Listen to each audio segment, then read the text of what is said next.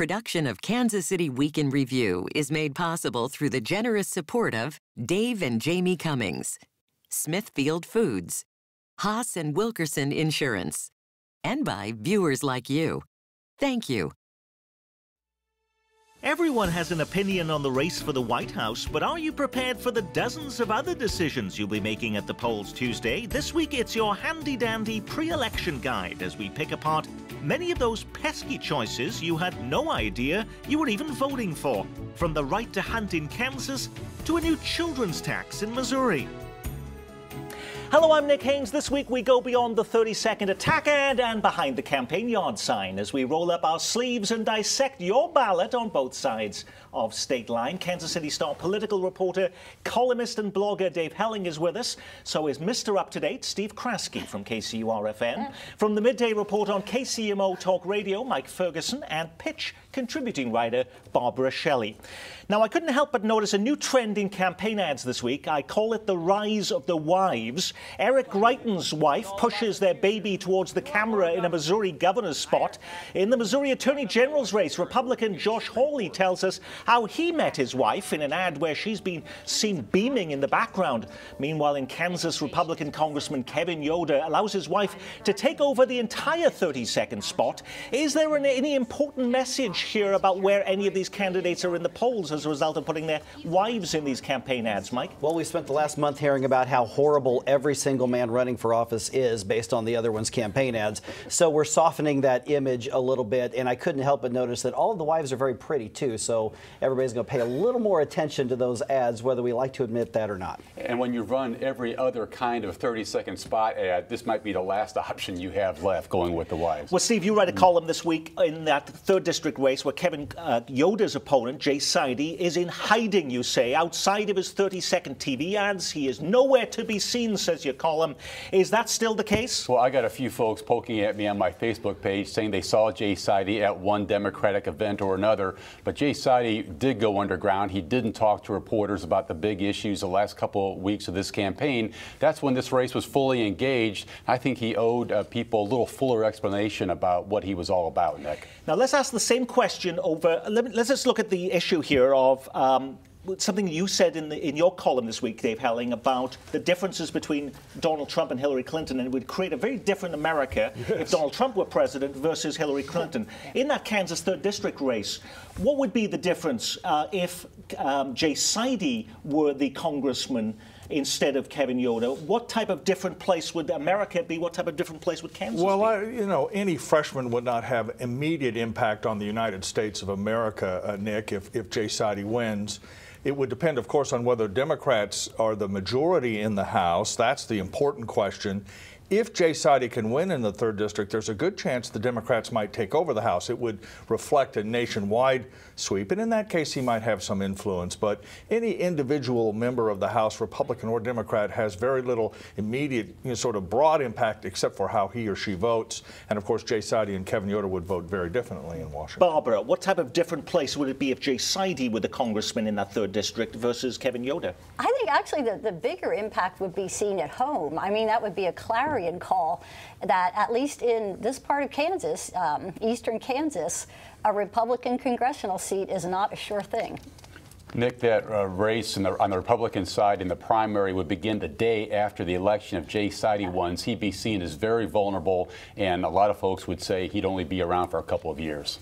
And also, you're going to see just what Dave said becoming a theme in these last few days. He was in our studio just the other day, and he kept saying Nancy Pelosi, Chuck Schumer, Nancy Pelosi, Chuck Schumer as part of his campaign pitch. Let's ask that same question over in Missouri as voters decide a U.S. Senate race there. How would America and Missouri be a much different place if Jason Kander is the senator instead of Republican Roy Blunt?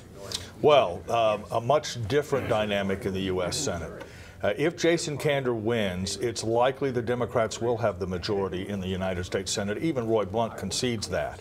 A Democratic Senate, regardless of who the president is, Nick, will have a major impact on the nation's agenda, Supreme Court justices, what happens to the Affordable Care Act, known as Obamacare to most people. Roy Blunt and Jason Kander, you wouldn't know it from the campaign, have very different ideas about virtually all of those issues: the environment, energy, taxation, budget. military involvement overseas, and of course Supreme Court nominations. So, and I think they fall classically along partisan lines.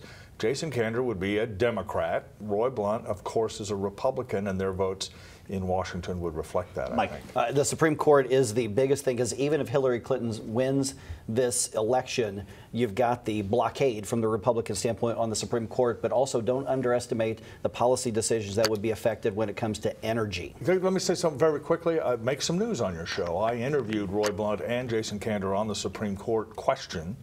And Roy Blunt said, unlike Ted Cruz and other people, he would vote for and have hearings on a nominee from Hillary Clinton if she's the president of the United States. Some Republicans are saying, no, we'll wait another 4 years. Jason Kander said that he would support a 60-vote threshold for Supreme Court appointments. That puts him at odds with more liberal Democrats who want to end the filibuster on Supreme Court judges. Barbara. Well, Dave went over most of the list, but I would say one thing you could see a difference in these candidates, ambition. I mean, Roy Blunt, he has a Senate seat. He wants to be a deal maker, a power broker in the Senate. Jason Kander, I think he's maybe got bigger things in store. Now, by the way, there is also a United States Senate race going on in Kansas. Republican Jerry Moran, completing his first term, is facing not one but two opponents, including Democrat Patrick Wisner, an attorney and CPA whose firm is actually based here locally in Overland Park. Like Jason Kander, he has a military background. When you pick up your ballot in Kansas, this is the first decision you'll make after president. Yet I don't think I've seen one campaign ad. Why is there so little attention on this seat when you're hearing from the Missouri U.S. Senate candidates in almost every commercial break, Steve Kraske? That's because Jerry Moran is such a heavy favorite to win re-election, Nick. He comes from western Kansas. That's the best Republican threshold, stronghold in the state of Kansas. No one's going to beat him this year, and that's why Jacob Wisner, I could have named him, to tell you the truth, and I cover this stuff for a living. Same thing. When you read your introduction there, I kept thinking, who's that guy running against Jerry Moran? I couldn't even think of him, and I cover this for a living. Well, back to Missouri, and Missourians will be picking a new governor to succeed Jay Nixon, who can't run again due to term limits. Let's go back to that defining question Dave Helling asked in his column. How would Missouri, Steve Kraske, be a different place if Republican Eric Greitens wins the keys to the governor's mansion than it would be if Democrat Chris Costa were in that job? The dynamics would be very, very different, Nick. Eric Greitens, a Republican, he'd be in lockstep with many members of the General Assembly, so Republicans' ability to pass all kinds of legislation would go up very dramatically. You look at issues like right to work, the anti-union legislation that Jay Nixon has blocked the last couple of years. Eric Greitens has already said he'd go along with that. You look at an issue like highways. Chris Costa signals he wants to move on something like that very, very quickly. Eric Greitens says he wants to sort of improve the credibility of state government, improve ethics before he tackles a big issue like that. So I think right up and down the board, the Republican and the Democrat here would be traditionally in their camps in terms of the different issues, very different administrations. Barbara. Medicaid expansion. Chris Costa says he'll push for it. Eric Greitens says he's very opposed to it. That's a good one. That's coverage for as many as 300,000 people. Mike. I've seen some polls that say the Republicans could actually grow their supermajorities by 1 or 2. I think if Chris Costa gets elected, he's going to be very frustrated for 4 to 8 years. Yeah, the only thing I would add is that Medicaid expansion is going to be difficult under any circumstances because no one anticipates a turnover from Republican to Democratic control of the General Assembly. If that's the case, Medicaid expansion will be difficult even if the governor supports it. Now, by running for governor, Chris Costa gives up his old job as Missouri Attorney General. So who should replace him there? You've no doubt seen the ads for the Republican, Josh Hawley, a constitutional law professor at MU, and the Democrat, former Cass County prosecutor Teresa Hensley from Raymore. How would Missouri be a much different place, Barbara Shelley, if Josh Hawley is the state's Attorney General than it would be if Teresa Hensley was in that job? Well, Josh Hawley's background has been to promote some very conservative constitutional type legislation. He likes the so-called religious freedom bills that we had the big fight over in the legislature this year about, not participating in services for same-sex weddings and things like that. He's very anti-abortion. I think you might see some legislation like that. You wouldn't see that. Okay. Teresa Hensley would be more like what we've seen. You would see, with Josh Hawley, you would see an attorney general more likely and more eager to push back against the federal government in court than you would if Teresa Hensley were the AG. I was just going to say that there's a real trend now for Republican attorneys general across the country to join together and challenge various regulations of the federal government. If Hillary Clinton is the next president, that trend will grow. Josh Hawley would join those efforts. I think Teresa Hensley would not. Here's a great example. When the U.S. Supreme Court signed off on same-sex marriage, Josh Hawley's campaign came out with a statement saying that county clerks should be able to deny marriage licenses to gay couples. That gives you a sense of what his ideological temperament is, very different than where Teresa Hensley would be. When Missouri Lieutenant Governor Pete Kinder made an unsuccessful bid for governor this year, he opened up his old office as the state's #2 office holder, though the late U.S. Senator from Missouri, Thomas Eagleton, once quipped that the lieutenant governor's office is only good for standing at an office window and watching the Missouri River flow by. That said, the son of the late governor, Mel Carnahan, wants the job. Russ Carnahan is a former St. Louis area congressman. He's the Democratic candidate.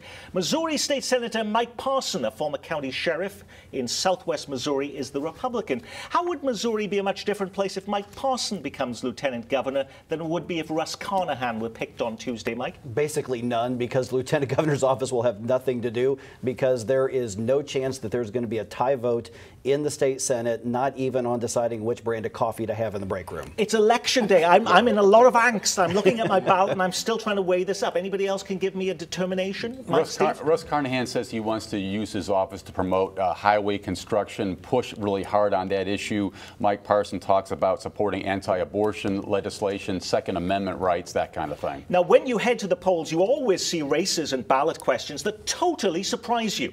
In Kansas, believe it or not, there is a constitutional amendment asking you, should the Kansas Constitution be changed, to add a provision declaring a right to hunt, fish, and trap. Dave Helling, is there an effort underway in Kansas to outlaw hunting and fishing? Not that I'm aware of. This is yet another ballot issue that's in an attempt to improve turnout. And there is some concerns that gun control and other things would be involved. Animal protection might be involved in future legislation in the state of Kansas. But broadly speaking, it's just a way to get conservatives and rural folks to come out and vote in this fall's election. So if you vote no, it doesn't mean then that hunting and fishing would be banned in the state of Kansas, Steve? You know, the world would not change one iota, Nick, if this thing passed or this thing failed, at least no immediate effect. But except that there are things like there's this, industry where they bring in these deer with freakish antlers and things and then invite hunters to pay like tens of thousands of dollars to come in and go on these hunts and things like that. And you want to have some regulation on things like that, so it could come into play on something like that. If you live on the Missouri side of state line, you'll be seeing as many as 13 local and state issues on your ballot. Two of those issues we debated last week on the program. Missouri Constitutional Amendment 3 raises the cigarette tax in Missouri by 60 cents, with the proceeds going to early childhood education. We're a dumping ground for cheap cigarettes. That means our kids are smoking. We have a higher smoking rate than the national average. You could be in favor of early childhood development and still be against Big Tobacco's Amendment 3 scam. A rival ballot question would hike Missouri's lowest in the nation tobacco tax by 23 cents, with the money going to state transportation projects. As you saw in last week's program, there are critics of both measures. Opponents claim Amendment 3 is deceptive, it's funded by Big Tobacco, and there's no guarantee the money will benefit kids, they say. The ACLU is troubled that Amendment 3 allows tax money to go to private or religious schools. None of the funds can go to organizations that provide abortion services or embryonic stem cell research or on tobacco-related research. The rival tobacco tax question, called Proposition A, is criticized for having a poison pill clause that declares the tax will be repealed if there is ever a future effort to increase tobacco taxes or fees on any local or statewide ballot. Mike Ferguson, what would happen though if voters say yes to both of these measures on Tuesday? The first thing is I would be very surprised. But the other thing is I think it kickstarts other discussions and debates that people may not be expecting, like right to life and abortion and embryonic stem cell research issues, because there are references to it in the bill and in the amendment. If both pass, both tax increases go into effect, Nick, and you might see some court fights as a result. You will see some court fights if both of them pass. Okay, another ballot question would amend the state's constitution to require a photo ID to vote. I thought Missouri lawmakers already passed a law this session, Steve Kraske, requiring this. So why is this on the ballot at all? The law that passed during the session was enabling legislation. The thing that on the ballot this fall is for the state constitution amendment. It would change the state constitution and put this into place there. If this was in effect right now for this election, what difference would it have made? Well, I think people would feel that there was a higher bar for voting, and that might discourage some people that didn't have the proper ID, even though this Missouri law is a little softer than some of the others.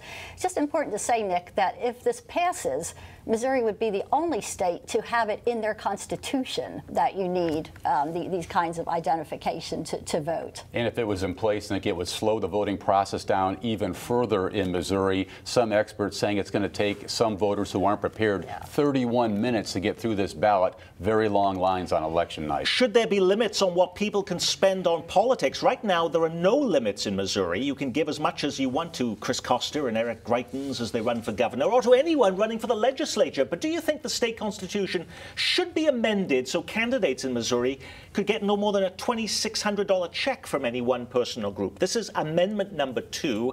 If this was in effect for this election, what difference would it have made, Well, Dave? it would have cut down on million-dollar checks written by business leaders throughout the state to various candidates. It would have certainly meant fewer ads on your television screen for the top-of-the-ballot candidates. And it's overwhelmingly supported by, I think, the people of Missouri who have approved statutory limits on fundraising before. This would embed those limits in the Constitution. Some people have said it doesn't go far enough and that the lawmakers will find ways to sort of skate those regulations, which they always are able to do.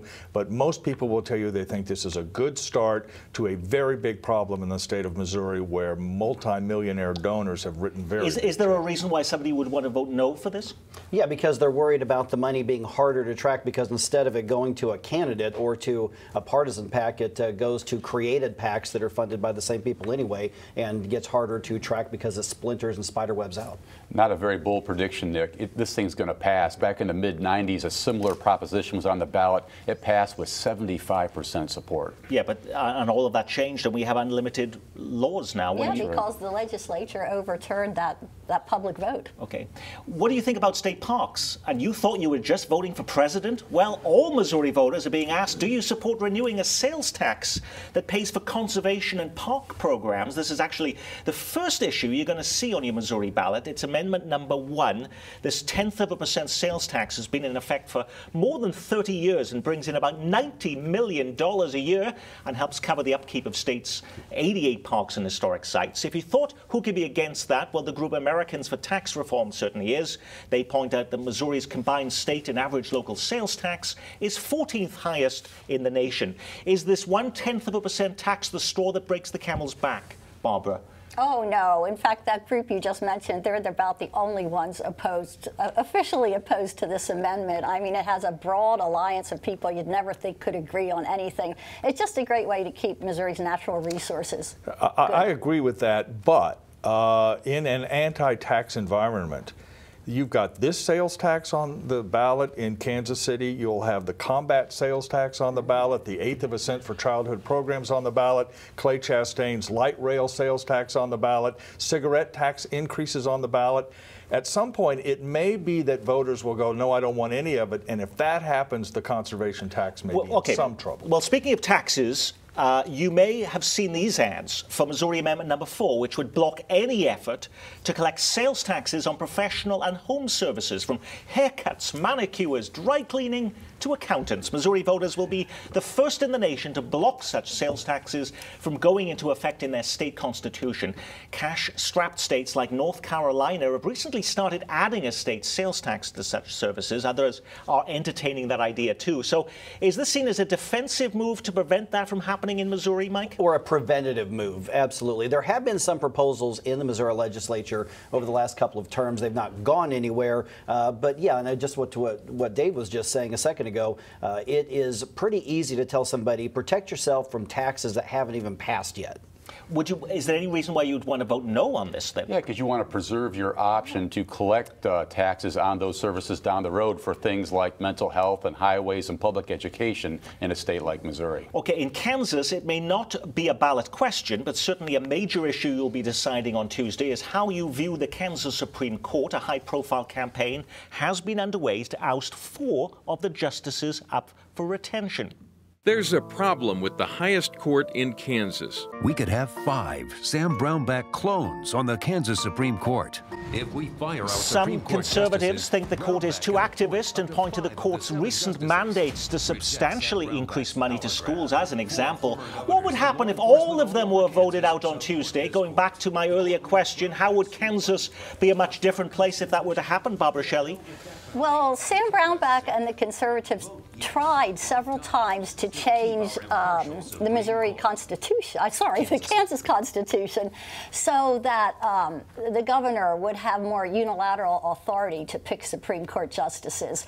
That didn't work, and so now they're taking this shot at the Supreme Court, and he would have, you'd still have a commission, a nonpartisan commission, sending him nominees, but you know, he would have a lot of say. Steve. He would have a lot of say. Sam Brownback could go ahead and then replace all these justices again through the nonpartisan court plan. Those choices he would have would be filtered through attorneys who make those picks. But talk about enormous clout. It would be a huge step forward for Brownback to reset the state Supreme Court. My award for the most misleading ad in this entire cycle came from supporters of ousting the judges on the radio the other day because they blamed the judges for the sales tax increase in 2015 that was passed to cover the Kansas budget shortfall and implied that the Supreme Court was responsible for that increase. That's about as misleading as it gets. I get the sense that there is support for retaining these judges. People do get a little nervous when politicians begin to inject themselves in sitting court decisions. I think they're in pretty good shape. But there is a sense of resentment, though, that justices of the Supreme Court, Mike, are giving dollar figures to lawmakers saying you have to spend this many $1 million in supporting education, and they view that as crossing the line. They do. I mean, it's a checks and balances argument to some degree. I'm a little surprised the conservatives aren't saying the name Kathleen Sebelius a little bit more because she's appointed some of the justices to make it more of a partisan issue. Back to Missouri, there are lots of local questions on the ballot too. Question 1, if you live in Jackson County, asks, are you willing to renew the quarter-cent combat anti-drug tax? This has been in effect for more than 25 years now. It brings in $22 million a year. Is it reasonable for voters to ask, what are they getting for that money after all this time, Dave? Well, it's been reasonable for me for about 25 years. I've written and written and written and said, look, this tax is not about fighting drugs. It's about providing extra money to prosecutors and law enforcement and various groups around the county. Some call it a slush fund, but the voters have repeatedly said, we don't care, we think drugs are a problem, we think violent crime is a problem, it should pass. Barbara. Yeah, there are billboards all over. It says, stop the violence, renew combat, and it's like, we still have a lot of violence. Yeah. Well, question number 2 on the Jackson County ballot asks, are you willing to increase your sales tax to create a children's services fund? It's only 1/8 cent, backers say. All area nonprofits would be eligible for funding, which is expected to bring up to $15 million a year. But even its supporters are concerned about how voters will size up the tax with so many questions on the ballot. Are they right to be worried, Steve? Well, yeah, and getting back to Dave's point, this comes down the ballot quite a little ways. Unlike the conservation tax, which is number 1, they put it number 1 so that voters wouldn't be tired at that point and would sign off on it. This is getting down the ballot pretty far, Nick, and voters might be tired of approving tax increases by the time they reach this one. Barbara?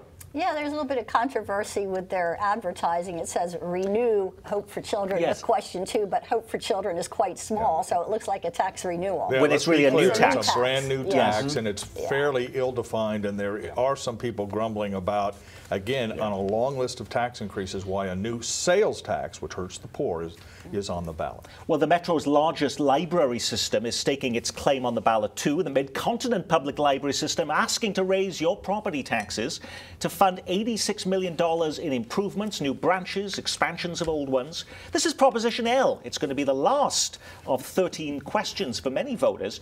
Are they going to be fatigued and maxed out by tax increases by this time they get to this question, Mike? Very much. I think they will be tired of it. The library is skating a very, very thin line as to whether they're legally or illegally campaigning for this, in my view, as well. But just to what Dave and Steve and Barb have all said is that an 1/8 of a cent here and a 1/10 of a cent here, and it all adds up a whole lot. And also, not as many people use the library for the same services as before. A lot of people are asking, what do I need the library for? I've got my smartphone. What is the other side to that question? Well, libraries are pretty popular, Nick. They're seen as one of those foundational elements of any society, and they've proven popular over the years at the ballot box. And they haven't asked for a tax increase for 33 years. And it's a property tax. Again, it's a property tax, which generally is more fair than a sales tax. And let's not forget, you will also be deciding light rail on Tuesday if you live in Kansas City, Missouri. Maverick transit activist Clay Chastain's latest plan would connect the center of the city to KCI with 2 eastward light rail connections to the Truman Sports Complex and the Kansas City Zoo, and to the new Cerna campus in South Kansas City. 3 separate sales taxes will help fund the project. Why might voters want to vote yes? 2 reasons. 1, because they don't understand economics, or 2, to get rid of Clay Chastain once and for all. Okay, come on. Somebody else give me another reason on this. The streetcar has proved to be popular, and there is some support for rail-based mass transit. Clay Chastain has had 1 successful referendum on a light rail system. It was in 2006 in a general election, so the turnout is higher. Younger people will vote. The idea of a light rail system may appeal to them. They may not be as angry at Clay Chastain as a lot of other people are. They may not even know who he is. Remember, his name isn't in the proposal. It's just a sales tax for light rail. I don't think it'll pass, but it'll be closer than people think. Steve. And that's because a lot of people are going to be confused, Nick. They're going to think this might be an expansion of the streetcar system out to UMKC and the plaza. This is not that. This is a completely different plan. Ill-conceived, way too expensive, robs money from the city bus system. Voters need to consider all of that as they go to the polls on this. Not to mention that it relies on federal funding that is in no way, shape, or form guaranteed from the federal government itself. Okay, and last week on the program, we debated a sales tax increase on the Kansas side in Johnson County for a new 9-story courthouse. I don't want to flesh out all of the arguments yet, but it would cost just 5 cents more on a $20 T-shirt, say backers. But opponents argue sales taxes are already too high in the county. Any final words on this before voters head to the polling stations? Again, we're talking sales tax, and in Kansas, where they tax food, unlike virtually all other states, the sales tax bill for most average Kansans is extraordinarily high. And by the way, Kansas sales tax receipts are dropping, I think, in part because Johnson Countyans are going to Missouri to buy food and beverages. And another 1/10 of a cent, or whatever the number is for the courthouse, just adds to that, let alone what the legislature might come up with next year. I think the courthouse will pass, but this addiction to sales taxes has to break eventually. Barbara. Well, right. Sales taxes are astronomically high in Johnson County and Kansas, and this is one more.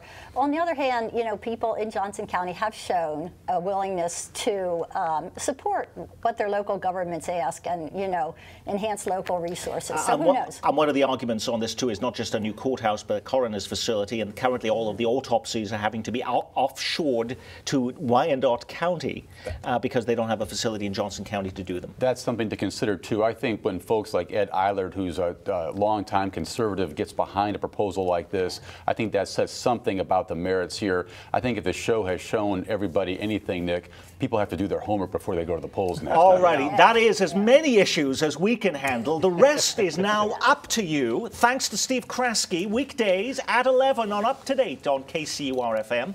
And pitch contributing writer Barbara Shelley. From the midday program, noon weekdays on KCMO Talk Radio, Mike Ferguson and Dave Helling of your Kansas City Star. I'm Nick Haynes from all of us here at KCPT.